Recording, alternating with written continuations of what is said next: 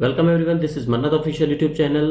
Environment GK की class number 2 आपको कराने वाले हैं। Central pollution control board technical से लेके नॉन टेक्निकल तक, चाहे एमटीएस हो आपका एग्जामिनेशन, चाहे एलडीसी हो, असिस्टेंट हो, या कोई टेक्निकल पोस्ट हो जैसे कि साइंटिस्ट।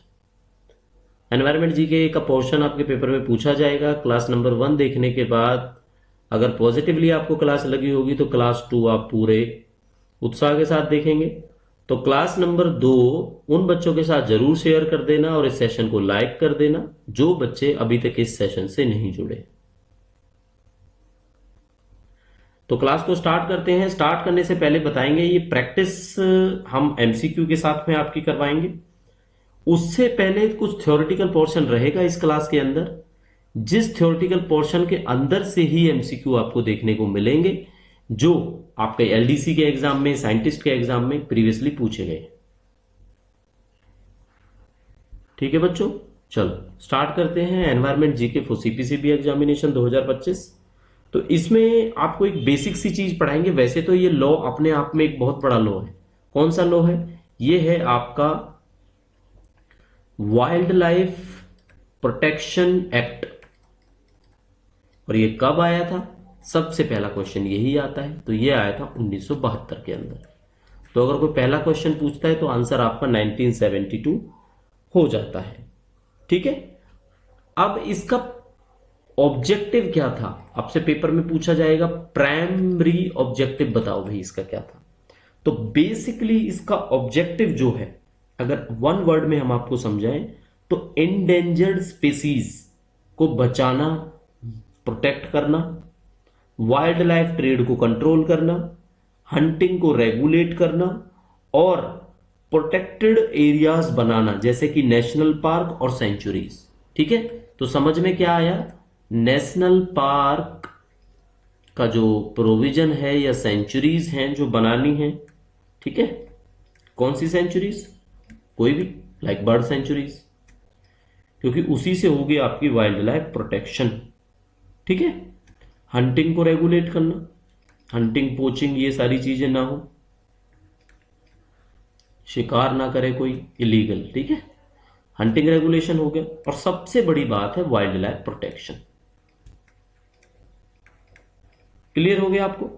अब देखो, अब जो पेपर में क्वेश्चन पूछा जाएगा वो पेपर में क्वेश्चन ऐसा हो सकता है, ऑप्शंस आपको मिलेंगे कि कंजर्व करता है कंट्री की बायोडाइवर्सिटी को। तो बिल्कुल ठीक आएगा। ठीक है, ये इन पॉइंट्स पे फोकस करना बच्चों आप। बायोडाइवर्सिटी को कंजर्व करता है। एक चीज ये है इसके अंदर। दूसरी चीज है इकोलॉजिकल बैलेंस को बनाता है। इकोलॉजिकल बैलेंस के लिए भी वाइल्ड लाइफ प्रोटेक्शन एक्ट है। और तीसरी चीज जो बताएंगे पेपर में, इनसे ज्यादा आपको नहीं मिलेगा। ठीक है, ये है survival of wild life. Survival of wild life, ये चीजें हैं इस प्रोटेक्शन एक्ट के अंदर। ठीक है, तो ऑब्जेक्टिव्स अगर वन वर्ड में कोई आपसे पूछे तो क्या बोलोगे? एंडेंजर्ड स्पीसीज को बचाना, हंटिंग को रेगुलेट करना, वाइल्ड लाइफ ट्रेड को कंट्रोल करना, प्रोटेक्टेड एरियाज बनाना, इकोलॉजिकल बैलेंस को मेंटेन करना, इलीगल एक्टिविटीज को कॉम्बैट करना और सस्टेनेबल को एग्जिस्टेंस को प्रमोट करना। वाइल्ड लाइफ प्रोटेक्शन एक्ट 1972 का मेन मकसद है। तो जितना कोशिश हो सकती थी वन वर्ड्स में हम आपको शायद उसके बारे में समझा चुके हैं। ठीक है, और इससे संबंधित अगर सवाल भी आपसे पूछे जाते हैं इससे संबंधित, तो क्या सवाल होंगे? इससे संबंधित जो सवाल होंगे ये 1972 के अंदर आया ना। चलो, बेसिकली ये एक्ट अगर आप ओपन करोगे, पूरी की पूरी पीडीएफ डाउनलोड करोगे तो बहुत बड़ा एक्ट है।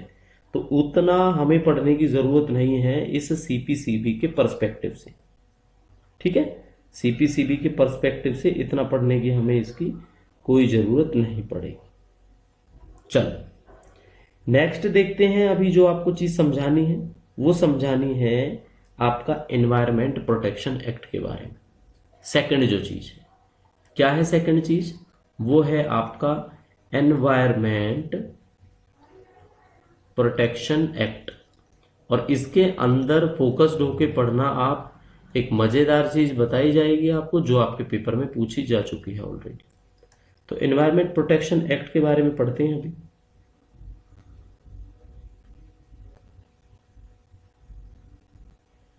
चलो जी, करें इसके बारे में डिस्कस।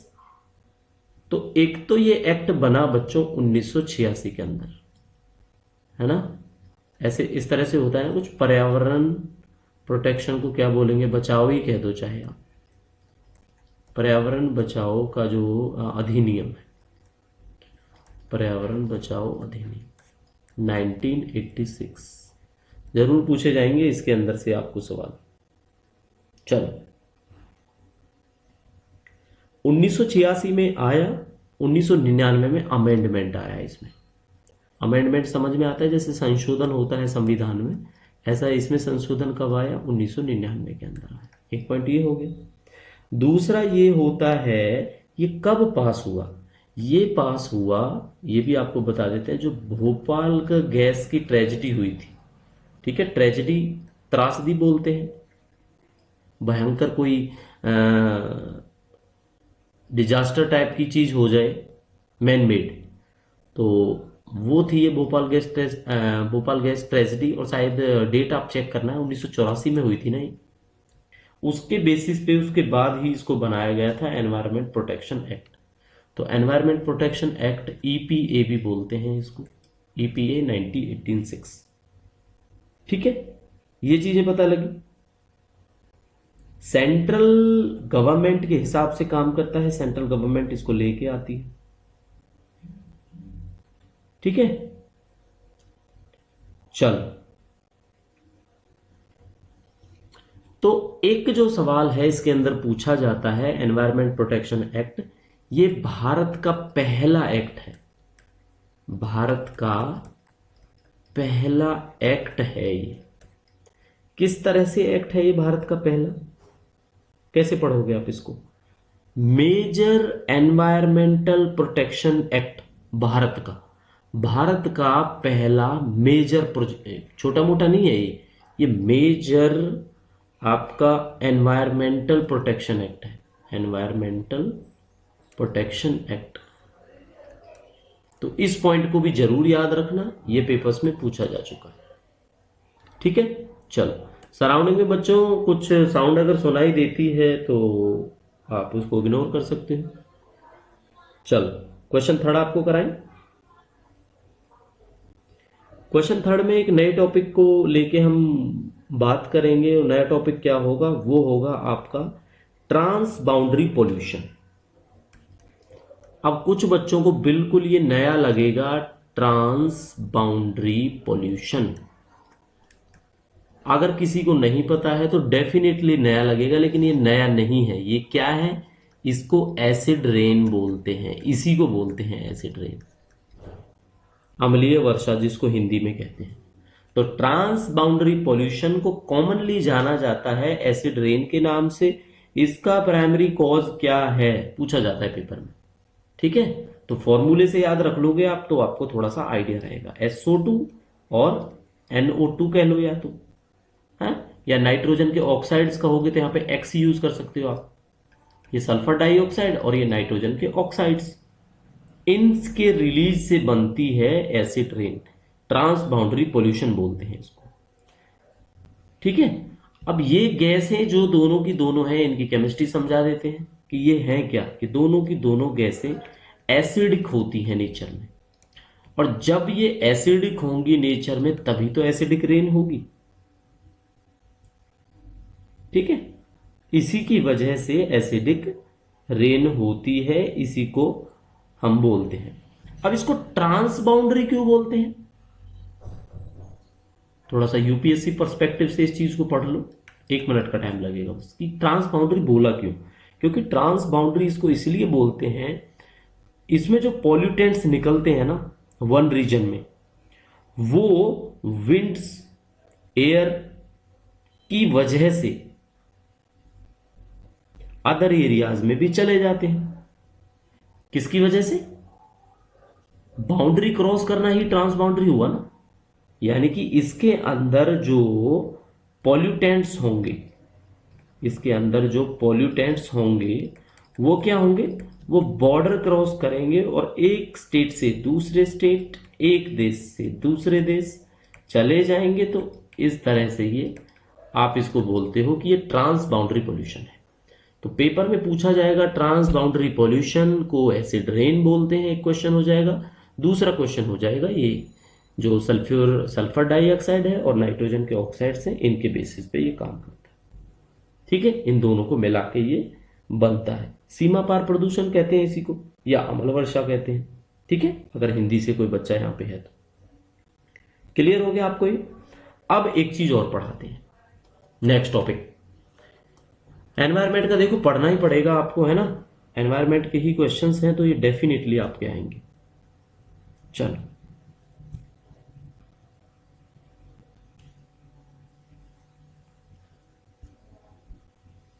नेक्स्ट टॉपिक है हमारा क्योतो या क्योटो प्रोटोकॉल। ये है क्या, इसके बारे में समझना है बस। इससे संबंधित जो क्वेश्चंस होंगे वो सारे समझ में आ जाएंगे। ये एक इंटरनेशनल ट्रीटी है, पहली बात तो अंतरराष्ट्रीय ट्रीटी। ट्रीटी समझते हो ना, जो सारे देश मिलके संधि करते हैं। इंटरनेशनल ट्रीटी हो गया, काफी देश मिलके, सारे नहीं कह सकते बट काफी नेशंस होते हैं, कितने होंगे वो भी हम बता देंगे आप। ठीक है, तो ये 6 ग्रीन हाउसेज गैसेस पर लागू होता है। 6 गैसेज आती हैं, कौन सी गैसेस ये ध्यान रखना, ग्रीन हाउस गैसेज, जिसकी वजह से वातावरण या वायुमंडल का टेम्परेचर है वो लगातार बढ़ता जाता है, वो आपकी ग्रीन हाउसेज गैसेज है। कौन कौन सी गैसेज हैं वो है कार्बन डाइऑक्साइड, वो है आपकी CH4 दैट इज मीथेन, इसके बाद नाइट्रस ऑक्साइड्स भी हैं आपकी। ठीक है, हाइड्रोकार्बन्स हो जाएंगे, या हाइड्रोफ्लोरोकार्बन्स भी बोल सकते हैं, या परफ्लोरोकार्बन्स भी बोल सकते हैं। ठीक है, और सल्फर हेक्साफ्लोराइड, इस तरह से जो ये होंगे sulphur fluorides, nitrogen oxide, methane, carbon, ये सारे के सारे 6 ग्रीन हाउसेज गैसेज हैं। ठीक है, चलो अब क्योटो प्रोटोकॉल के बारे में थोड़ा सा आपने समझना है कि ये किस पे प्रिंसिपल्स पे काम करता है, किस वजह से दूसरे प्रोटोकॉल से ये डिफरेंट है। तो सबसे पहली बात तो क्योतो है क्या, एक शहर है, कहां पे, जापान के अंदर, इसीलिए इसको बोलेंगे। ये कब अडॉप्ट किया, क्योटो में अडॉप्ट किया गया था 11/12/1997। ठीक है, 11 दिसंबर 1997 को अडॉप्ट किया गया क्योतो जापान के अंदर। और कम इनटू फोर्स लागू कब से हुआ, लागू अडॉप्ट करना अलग है, लागू करना अलग है। लागू 2005 में, ये बात आपको याद रखनी है। ठीक है, एग्जैक्ट कोई डेट पूछे तो 16 फरवरी याद रख लो, 16 फरवरी 2005 के अंदर ये अडॉप्ट होता है आपका क्योतो प्रोटोकॉल। ठीक है, क्योटो प्रोटोकॉल के बारे में पता लगा। कितनी कंट्रीज थी साइनिंग कंट्रीज, अगर आपसे साइनिंग कंट्रीज नहीं पूछा जाएगा, बेसिक नॉलेज के लिए बता देते हैं, 84 कंट्रीज थी। ठीक है, 84 कंट्रीज थी जिन्होंने साइन किया। वैसे तो टोटल तो आउट ऑफ, चलो यहां पे लिख देते हैं स्कोर की तरह, वैसे तो 162 कंट्रीज थी इसके अंदर, लेकिन जिन्होंने साइन किया वो केवल 84 थी। सॉरी, 162 नहीं है ये फिगर, ये आई थिंक 190, 192, क्या 192 है ये, 192। ठीक है, चलो क्योटो प्रोटोकॉल के बारे में और आपको क्या समझाएं। बेसिकली एक नई चीज बताएंगे, COP, आपने सुना होगा। आप COP की फुल फॉर्म बता दो। COP की फुल फॉर्म होती है कॉन्फ्रेंस ऑफ पार्टीज। अब डेफिनेटली आपको लगा होगा कि ये कुछ अलग है, लेकिन ये अलग नहीं है। ऑफिशियल मीटिंग जो कंट्रीज एसोसिएटेड है ना आपकी क्योतो प्रोटोकॉल में, ये वाला सोचो आप, इसमें जो कंट्रीज हैं, कितनी कंट्रीज हैं भाई, अब कंट्रीज तो जिन्होंने साइन की 84 भी हैं, वैसे बिना साइन वाली 192 है। तो इनकी जो मीटिंग होती है, कॉन्फ्रेंस होती है, उसी को COP बोलते हैं, कॉप।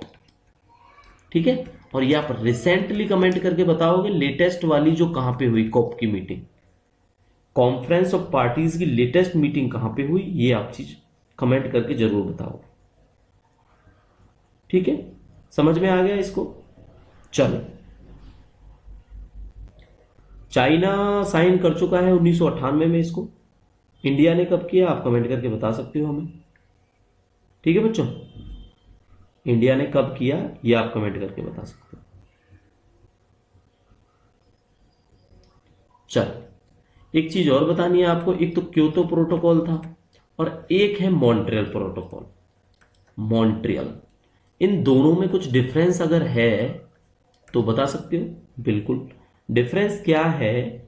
मॉन्ट्रियल प्रोटोकॉल तो बात करता है ओजोन लेयर को बचाने के लिए, ये तो O3 ओजोन लेयर की बात करता है। ये क्यों, किसकी बात करता है? ये ग्रीन हाउसेस गैसेस को, एमिशन को रिड्यूस करने की।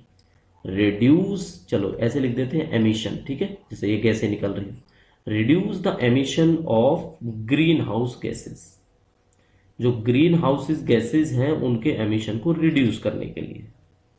ठीक है, ये चीज बता दी। आपका ज्यादा टाइम नहीं लगेगा, आप क्वेश्चंस कराने वाले हैं, बोर होने की आपको जरूरत नहीं पड़ेगी, बिल्कुल भी नहीं पड़ेगी। एक एनसीटी के बारे में बताते हैं आपको, नेक्स्ट टॉपिक। वैसे ये कौन सा टॉपिक है हमारा?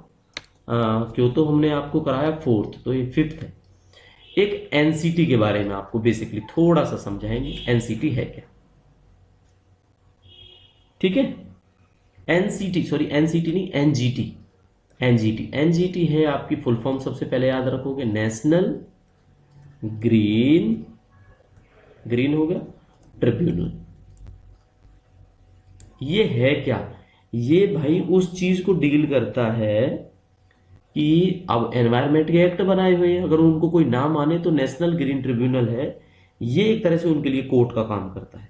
तो इसका एक जो रिपीटेड क्वेश्चन है वो ये आता है, वो भी बता देंगे हम आपको। वैसे सबसे पहली बात है ये बना कब, बेसिक बेसिक पॉइंट्स है, याद रख लेते हैं। तो 18 अक्टूबर को बना है, 18 अक्टूबर 2010 को ये फॉर्म होता है नेशनल ग्रीन ट्रिब्यूनल।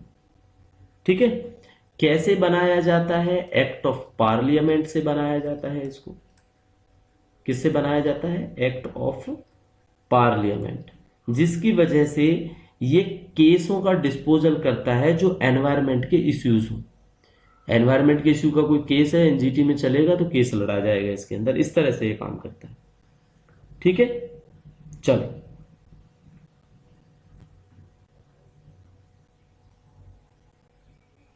ये समझा दिया आपको थोड़ा सा एनजीटी के बारे में। अगर और कोई बताएं तो इनकी 5 बेंचेस हैं, बेसिकली 5 बेंचेस हैं इसकी। और मेन बेंच अगर आपसे कोई पूछे तो वो कहां पे है, तो वो बेसिकली आपका न्यू दिल्ली के अंदर, नई दिल्ली। ठीक है, नई दिल्ली के अंदर है इसका। चेयरपर्सन, कोई पूछता है कौन होता है इसका चेयरपर्सन, तो चेयरपर्सन ऑलवेज सुप्रीम कोर्ट का जज होएगा। किसका जज होएगा? सुप्रीम कोर्ट का जज होएगा इसका चेयरपर्सन, बट वो रिटायर्ड होना चाहिए। ठीक है, रिटायर्ड जो पर्सन होगा वो ही इसका जज होगा, ये मेंशन्ड है इसके अंदर। चलो, चेयरपर्सन के बारे में पढ़ा, तो पहला चेयरपर्सन भी पढ़ लेते हैं अगर थोड़ा सा टाइम है आपके पास। पहला चेयरपर्सन एनजीटी। कल को ऐसा नहीं होगा एनजीटी से क्वेश्चन आए और आपको समझ ना आए, ठीक है, इसलिए पढ़ लेते हैं। तो लोकेश्वर सिंह पंता, लोकेश्वर एक भगवान के जैसे नाम से समझ लेना आप इसको, लोकेश्वर, लोकेश्वर सिंह पंता या पांता, जो भी इंग्लिश में मैं आपको बता देता हूं, PANT, ये इनके पहले चेयरपर्सन बने। ठीक है, अब आपने क्या करना है, इनकम्बेंट, इनकम्बेंट अभी कौन है वो बताना है आपने। चलो कमेंट कर देना, थोड़ी सी मेहनत आप भी कर लेना। क्लियर हो गया? बाकी जो जुडिशियल मेंबर होंगे इसके अंदर, चेयरमैन तो ये होता है, जुडिशियल मेंबर होंगे वो हाई कोर्ट के जजेस होंगे। याद रखना, रिटायर्ड जजेस होंगे हाई कोर्ट के। ठीक है, चलो कुछ एक्सपर्ट मेंबर होते हैं, तो मेंबर जो होते हैं उनको 15 साल का एक्सपीरियंस अनिवार्य है एक्सपर्ट मेंबर्स के लिए। 15 साल का किसमें? Forest, environment conservation, wild life conservation, इस टाइप का होना चाहिए उनका एक्सपीरियंस। ठीक है, और इससे संबंधित क्या चीजें हैं जो बेसिकली आती हैं, पूछा जाता है पेपर में, तो सबसे ज़्यादा क्वेश्चन तो यही पूछा जाता है, ये बना कब? 2010 में एक्ट ऑफ पार्लियामेंट से बना। तो ये सारी चीज़ें हैं, आप रिवाइज कर लेना, क्लियर हो जाएंगी आपकी सारी की सारी चीज़ें। ठीक है, चलो और आपको क्या समझाना है इससे संबंधित?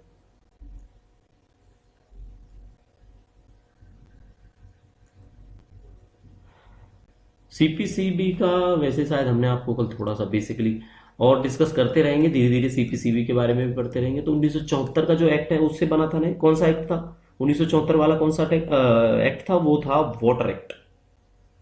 सेंट्रल पोल्यूशन कंट्रोल बोर्ड 1974 में बना वाटर एक्ट के अंडर। तो एक्ट था वाटर एक्ट। स्टैच्यूरी ऑर्गेनाइजेशन है, आता किसके अंदर है?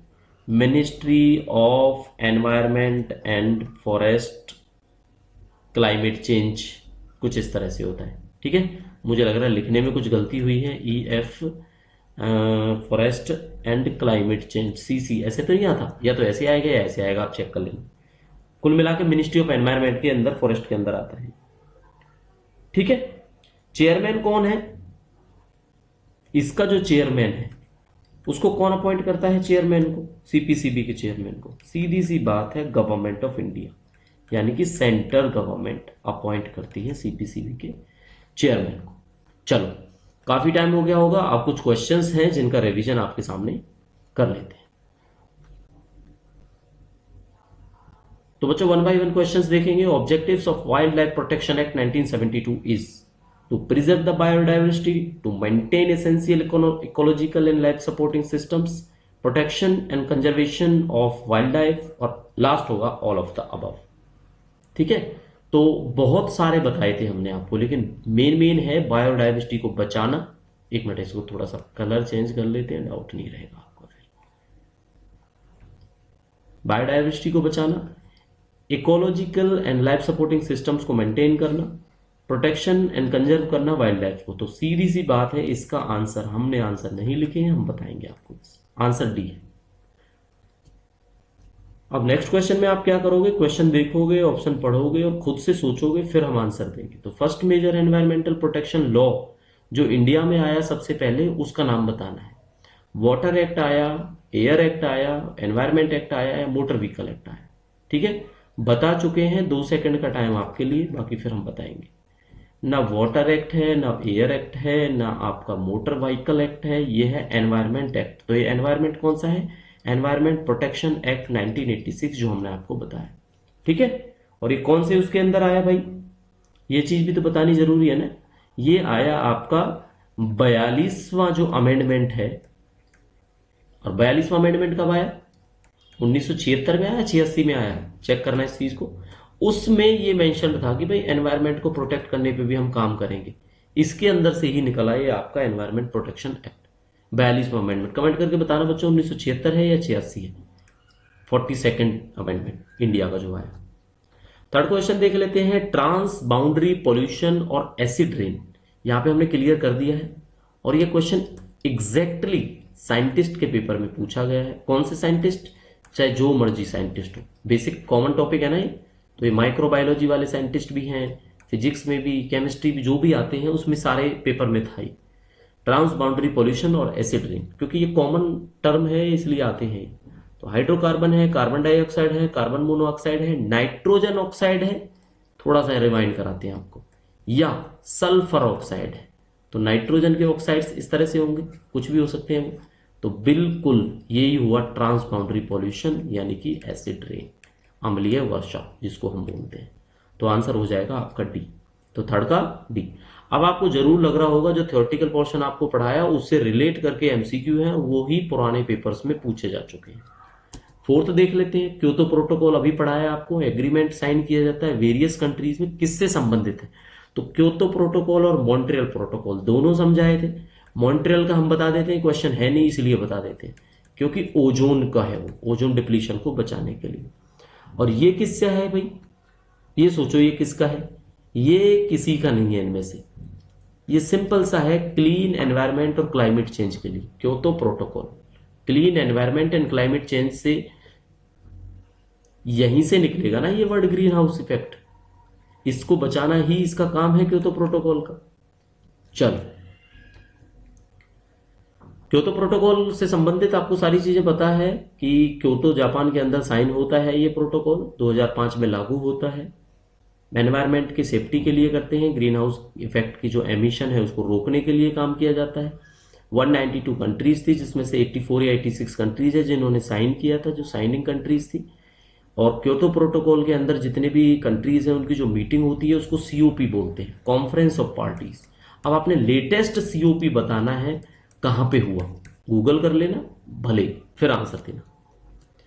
When did the central pollution control board established? कब बना? 70 में बना, 74 में बना, 76 में बना, 86 में बना। तो ये तो मैं बार बार आपको करा रहा हूं, ये ही है आपका वाटर एक्ट।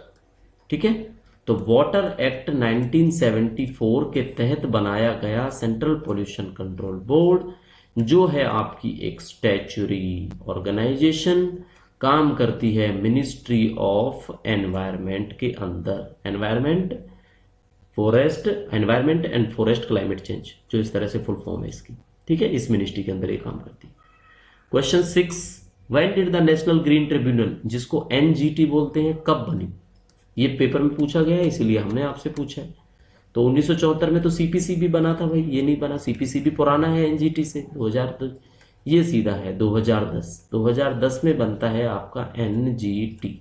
ठीक है, ट्रिब्यूनल है जो केसेस को डिस्पोज करता है, डिस्पोज ऑफ एनवायरमेंटल इश्यूज, कुछ केसेस एनवायरमेंटल केसेस का हो जाए, इनके लिए बनाया गया है इसको। ठीक है, national green tribunal, headquarter, head office New Delhi के अंदर है इसका। Which is the first country to pass the amendment in the parliament to safeguard the environment? ये साफ साफ लिखी है, ये एक्ट भी हम बता चुके हैं, अमेंडमेंट भी 42वां अमेंडमेंट है, तो समझ में आ गया होगा कौन सा देश है, वो हमारा ही देश है, इंडिया। तो भारत देश ने सबसे पहले 42वें संविधान संशोधन, आई थिंक 1976 में आया था 42वां संविधान संशोधन, उसमें बोला था कि हम सेफगार्ड करेंगे अपने एनवायरनमेंट को। इसीलिए पहली कंट्री है जिसने अमेंडमेंट लाए सेफगार्ड करने के लिए एनवायरनमेंट को, भारत। ठीक है, तो 7 क्वेश्चंस रिलेट किए हमने आपके थ्योरेटिकल पोर्शन से। ठीक है बच्चों, थ्योरेटिकल पोर्शन है उससे हमने इनको रिलेट किया है, तो आप ये चेकआउट कर सकते हो सारे के सारे क्वेश्चंस। थ्योरेटिकल पोर्शन पढ़ना जरूरी है आपके लिए। ठीक है, थ्योरेटिकल पोर्शन के बाद में first country to pass the amendment in the parliament to safeguard the environment, ये हम आपको बता चुके हैं। तो लास्ट ये है कि ज्वाइन कर सकते हो आप अर्ली एक्सेस ऑफ वीडियोस। इस चैनल को ज्वाइन कर 29 रुपीज मंथली आपको मिल जाती है। लॉयल मेंबर्स आप ज्वाइन कर सकते हो। Member only videos, early access to new videos और लॉयल्टी बैजेज आपको मिल जाते हैं। सिंपली किसी भी वीडियो पे जाओ, क्लिक करो और ज्वाइन का बटन आपका अवेलेबल होगा, उस ज्वाइन बटन से आप हमें ज्वाइन कर सकते हैं। चलो, अब आपकी बारी है, ये लाइक करो, शेयर करो और अपने दोस्तों के साथ शेयर कर दो इस चीज को। कांटेक्ट कर सकते हैं manatofficial14@gmail.com। कोई भी आपकी ऑफिशियल या पर्सनल क्वेरी होती है आप कमेंट कर सकते हो, पूछ सकते हो। तो अब लास्ट एक कमेंट है जो हमारे व्यूअर हैं कि आपको क्लास कैसी लगी, आप कमेंट करके बता सकते हैं। क्लास नंबर 2 है ये, तीसरे नंबर की क्लास जल्द से जल्द लेके आने वाले हैं। उससे पहले आपके रिव्यूज क्या रहते हैं वो हमें पोस्ट जरूर करें। तो साथियों, मिलेंगे नेक्स्ट सेशन में, नेक्स्ट क्लास में। तब तक के लिए thank you and see you soon.